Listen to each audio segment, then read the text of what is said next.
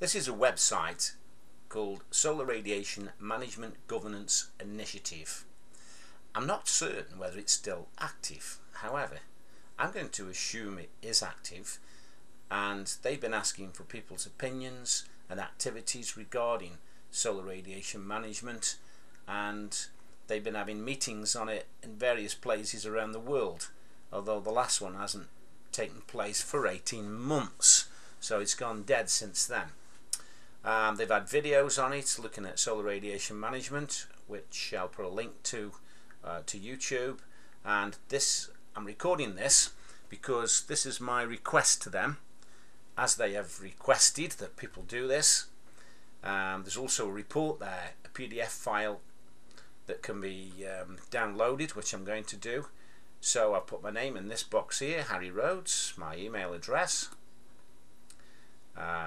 Organisation is Geoengineering Investigations. Subject Solar Radiation Management Agenda Concerns.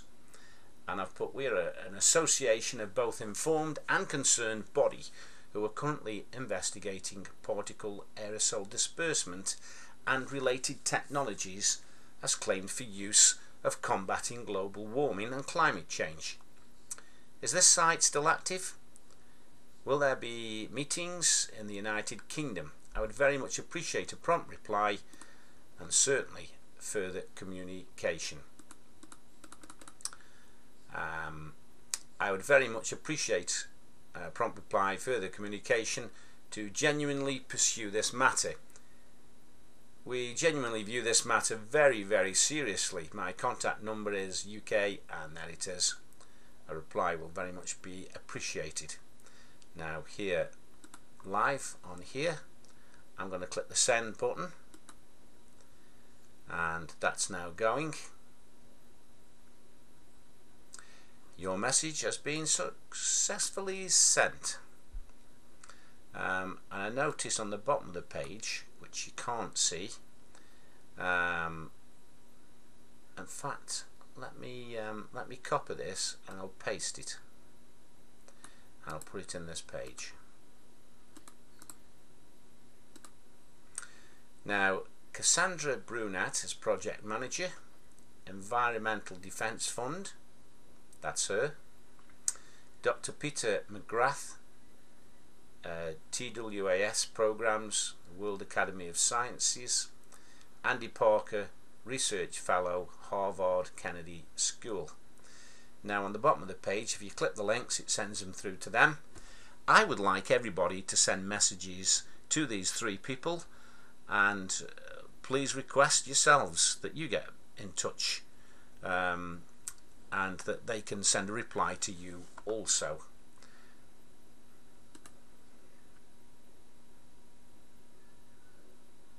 I'm now going to play this video. Yeah, you'll see it's a lot of propaganda, but hey, why not grab the bull by the horns and ask them to have a major meeting on it in the United Kingdom, everybody to reply at the link at the end, and we'll all turn up and we can speak our minds.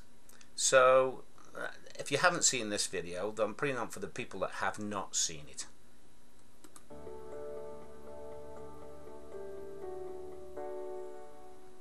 Since the dawn of the Industrial Revolution, mankind has intervened in the climate of the Earth.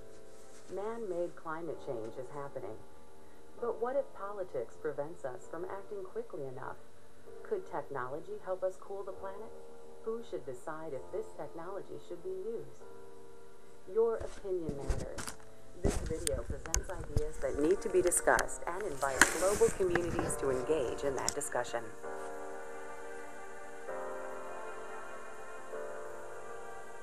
Global temperature has risen by almost 1 degree Celsius since we started burning fossil fuels in large quantities. But really, the prognosis is very, very scary unless we really get our act together and do something effective quite soon.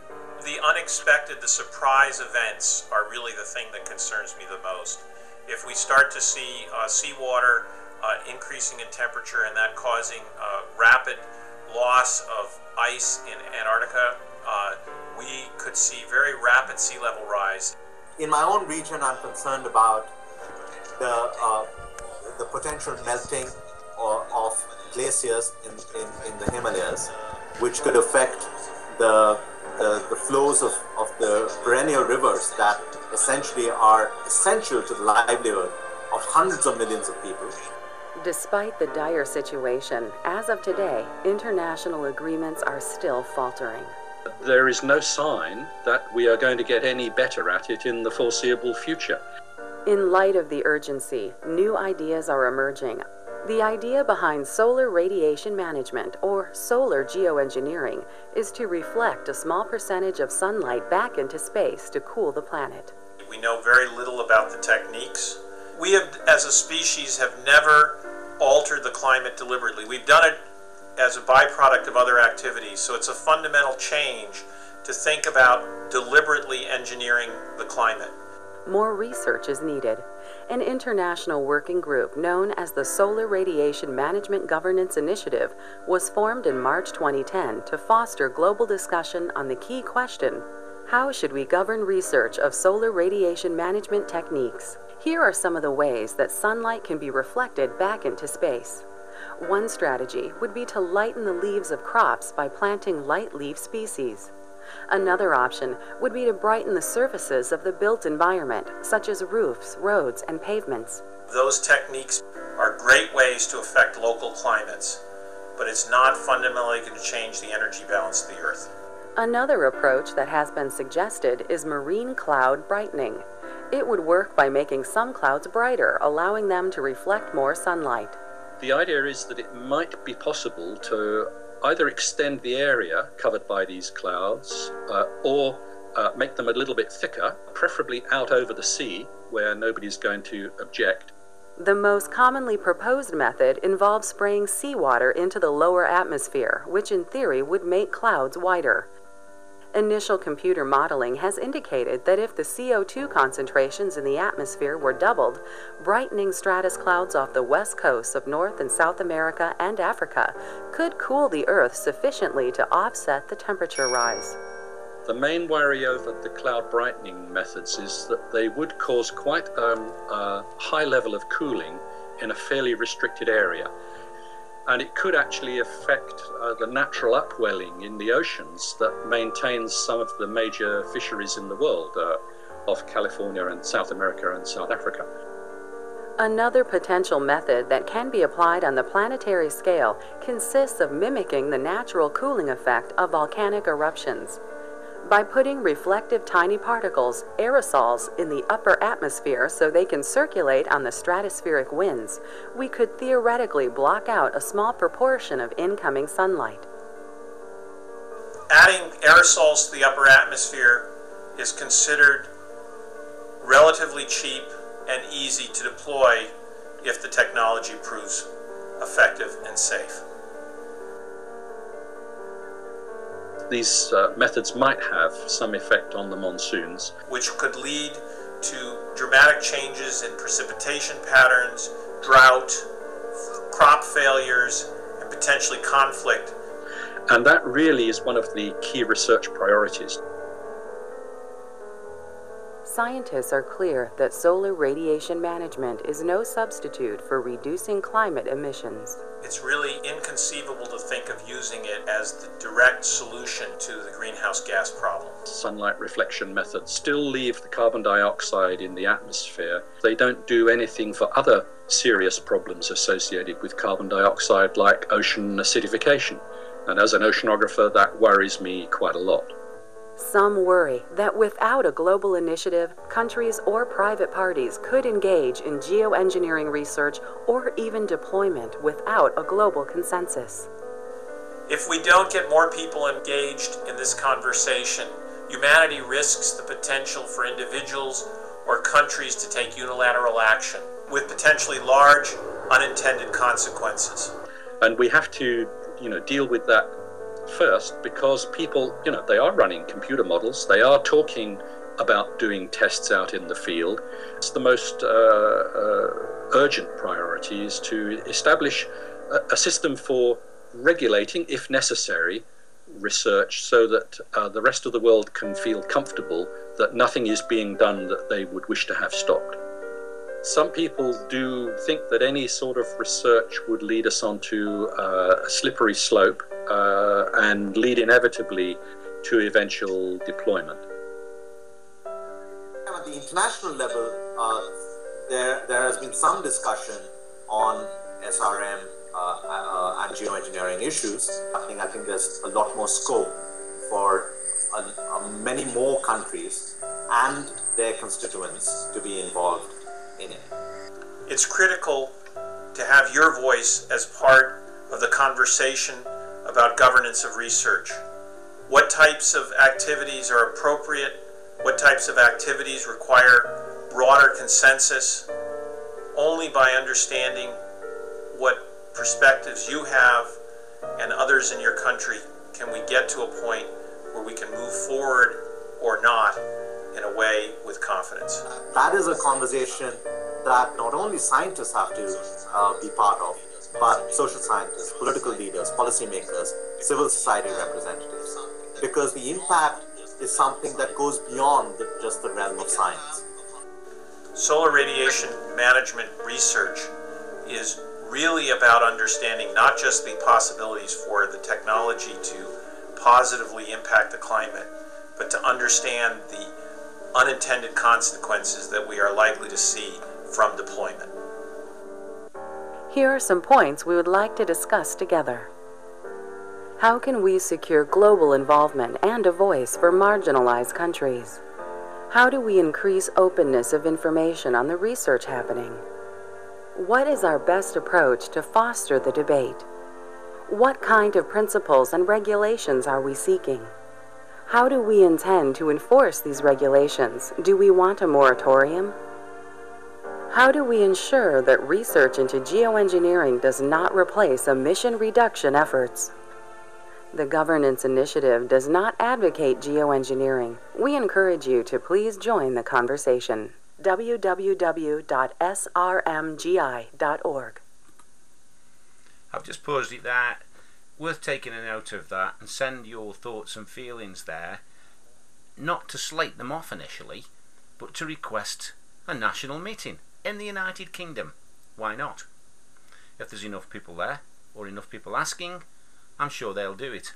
Then that will be the time to make your comments known.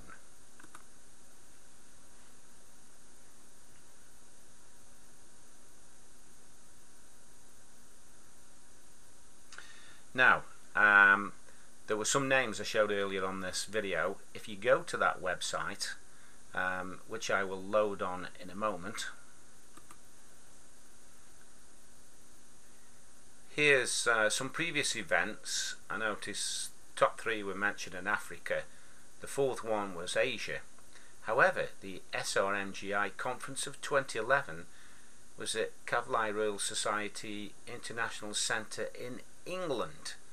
And then Geoengineering, Taking Control of Our Planet's Climate, hosted by the Royal Society, which I assume would be in England again, although they do have links in the USA.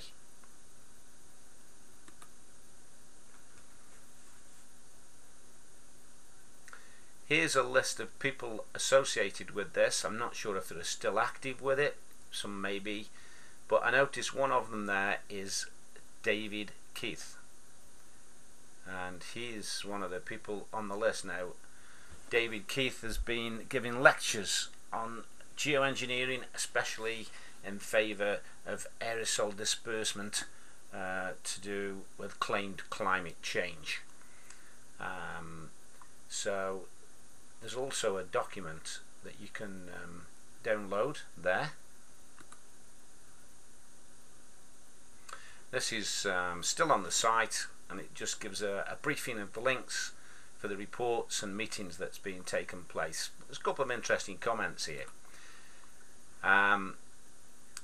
Concern about geoengineering and particularly solar radiation management methods is significant, and it is important to ensure that all perspectives and interests can be expressed and discussed, in addition to misgivings regarding potential side effects. And concern is often expressed that geoengineering could be seen to provide an escape route for the impacts of climate change. But further down it says it would be totally out of order to actually go ahead with this without everybody being involved in it, being advised about it, and to be aware that it's going on. Well, we know. We know it's going full bore right now, so that's a load of bunkum. But just to finalise, I mean, my opinion of solar radiation management, if you think what plants and life needs on the earth, it needs fresh water, it needs the right temperatures, it needs air to breathe, plants need carbon dioxide, and above all, they need sunlight. And it appears that they're taking all three away from them and us. So if we could get a meeting with these guys, I feel quite sure there would be some very, very enthusiastic and very informative comments put forward.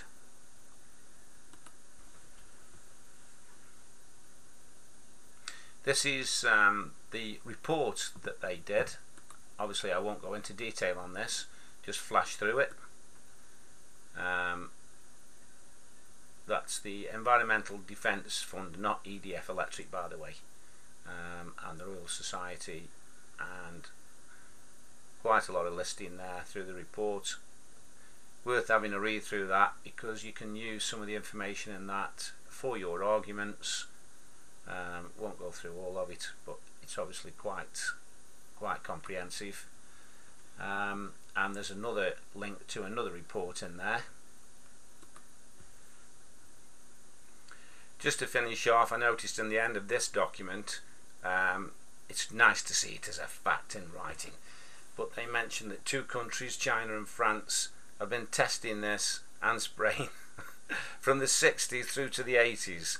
I'm sure the other countries have been at it too, as we know, but it sounds like every country in the world since the 1980s has all been doing it full bore.